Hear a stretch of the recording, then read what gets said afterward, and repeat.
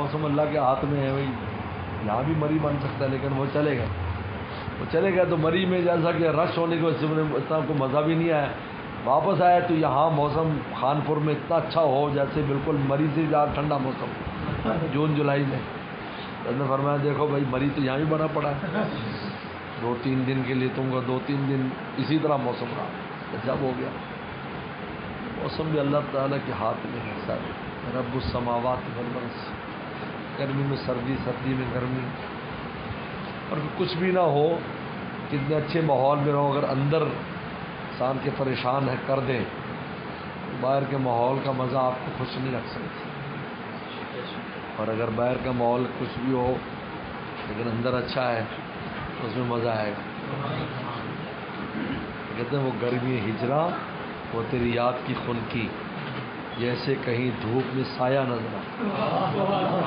اور شمس صاحب ادھر آ جاؤ, اوپر بیٹھو, ادھر آ جاؤ اوپر. ماشاء اللہ, آ جاؤ, خیریت سے پہنچ گئے. یہ ہمیں اس کا تجربہ ہوا 2 سال پہلے حج پر. وہی ہے کہ ہم ایک جگہ پر ان کا جی حاجیوں کا ایک گروپ کا بیان رکھا. کہا ٹھیک ہے, دوپہر کو زور کا بیان تھا تو ہم نکلے. جب وہ نکلے تو وہ گاڑی کا ایکسیڈنٹ ہو گیا. تو انہوں نے کہا جی وہ ہم تو جب تک کیس نہیں بنے گا تو میں نہیں جا سکتا. دونوں گاڑیاں کھڑی ہو گئی. اب وہ ایسی جگہ تھی کہ وہ طائف روڈ تھا کہ بڑی گرمی اور کوئی گاڑی رک کے نہیں دے رہی جس کو ہاتھ دینا.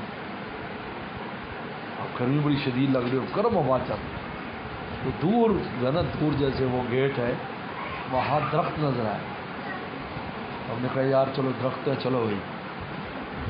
تو مجھے شعر یاد آیا کہ جیسے کہیں دھوپ میں سایہ نظر آیا. دوڑتے دوڑتے وہاں پہنچے, سانس سوس لیا, بیٹھے درخت کے نیچے. کافی دیر بیٹھے رہے. پھر ایک گاڑی والا آیا, انہوں نے کہا یہ راستہ تمہیں بتانا ہوگا, میں بالکل نیا ہوں, ہم آج کے دنوں میں آتے ہیں, یمن کا تھا. اور ہم نے یار راستہ کچھ نہ بتا لیں گے تو ہمیں لے گا. تو باہر کا ماحول جو ہے اس کا باطن سے تعلق ہے. باطن میں اگر اچھا ماحول ہے تو باہر کا ماحول بھی اچھا لگے گا. اگر باطن میں تکلیف ہے, تنگی ہے, تو باہر کا اچھا ماحول بھی برا لگے گا.